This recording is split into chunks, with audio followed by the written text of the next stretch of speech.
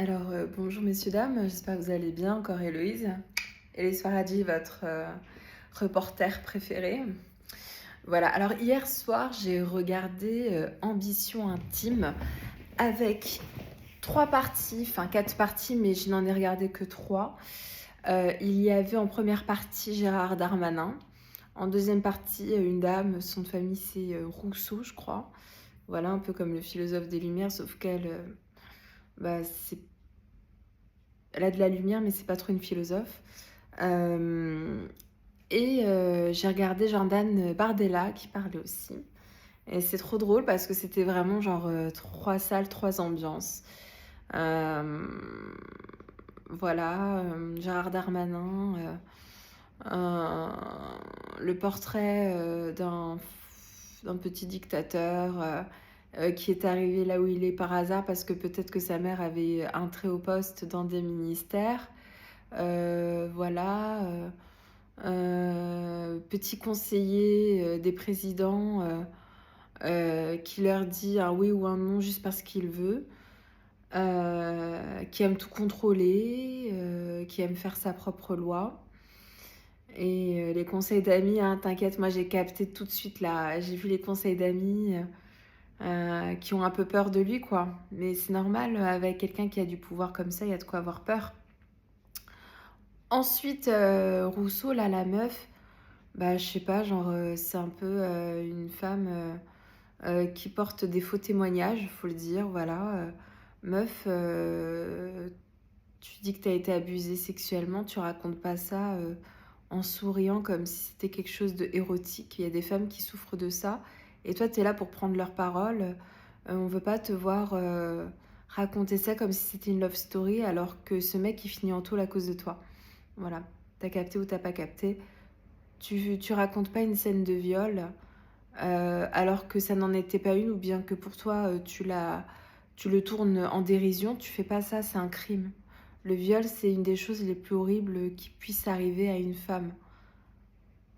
On veut pas voir à la télévision des gens qui se prennent pour des ministres comme toi et qui racontent, ouais, alors du coup, il m'a plaqué contre le mur, il m'a forcé à l'embrasser. Non mais, meuf, c'est pas ça le viol en fait. Ça, c'est de l'abus sexuel. Après, tu dis oui, mes jambes, elles tremblaient. Ok, mais en fait, ça, tu le racontes pas comme ça de manière à donner envie aux gens, en fait. Là, t'incites les gens à trouver ça normal. Ça ne l'est pas. D'accord? Pour ça, c'est de la prison.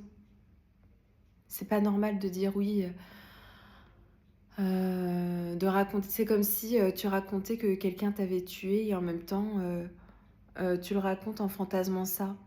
Ça n'a pas de sens. Tes ministres restent dans ta position.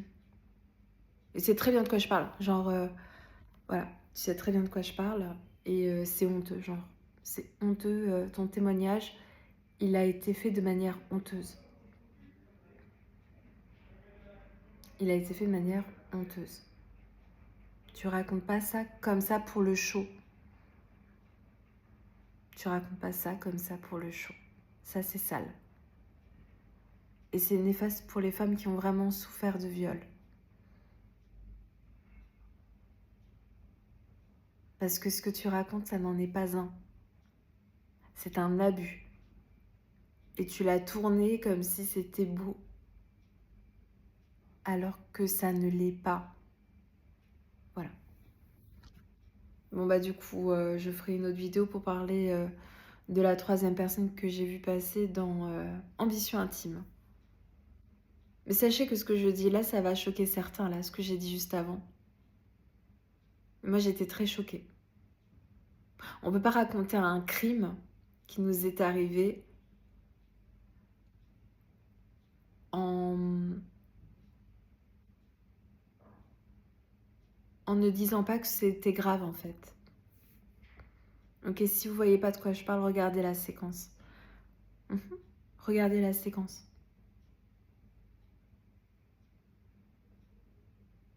Non, je reste jusqu'à ce que vous compreniez que ce que je dis, c'est trop normal et que c'est ce qu'elle a dit qui n'est pas normal. Elle dit qu'il y a un homme qui a abusé d'elle. Et au lieu de le raconter de manière, comment ça s'est passé, de manière objective, de manière à dire que ce n'est pas bien. Elle, elle est là, elle nous raconte, la scène comme si c'était un conte de fées. Voilà. Sauf qu'en fait, tu fais pas ça.